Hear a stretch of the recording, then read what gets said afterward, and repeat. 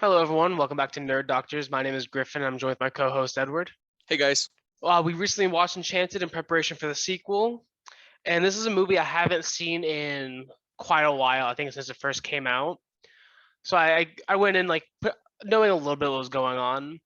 I thought it was an enjoyable movie. It was good, nothing really fantastic, but overall I did enjoy it. There were a couple of things I didn't like. It was just more of the transition between animation and live action. There's some continuity issues that they kind of just contradicted themselves. But overall, it was a fun family movie.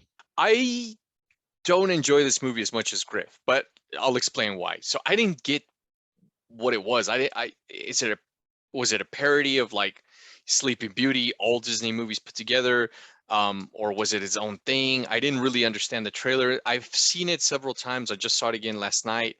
I still feel the same. It's kind of a little bit, yeah, at the beginning with the animation.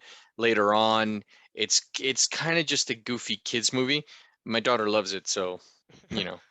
I get what you're saying about being a parody, whether or not it's a parody, because I'm with you. I think at the beginning it definitely seems to feel like a parody, and then later as it goes on, there are definitely references to make it seem like a parody, but it's just its own story. But I 100% understand what you're saying, and maybe we'll get some more answers in the sequel. I think so. Yeah. I mean, I told Griff. I think we were talking about this yesterday. I told Griffin. I was like, well, that's just how deep Disney's pockets go. They have Patrick Dempsey in this movie. They have Amy Adams. They have Susan Sarandon. They have James Marsden. It's very odd for someone to say no to Disney. And even when they do say no, they end up convincing them. So the cast is really good. Yeah, but I'm also really curious about the sequel because this one ended on a pretty final note. It said what everyone's doing in the future. I don't know why they want a sequel. Not to mention at least 10 years later, what is even going to be about? There's nothing really for them to go off of. It's going to be completely new. Money. Yeah, but I mean, given like Hocus Pocus 2, Top Gun, frankly, my expectations aren't as low as it probably would have been, say, a year ago. Yeah, I get what you're saying. I also agree with Griff. I've seen it now. This is probably the sixth time I watched this movie.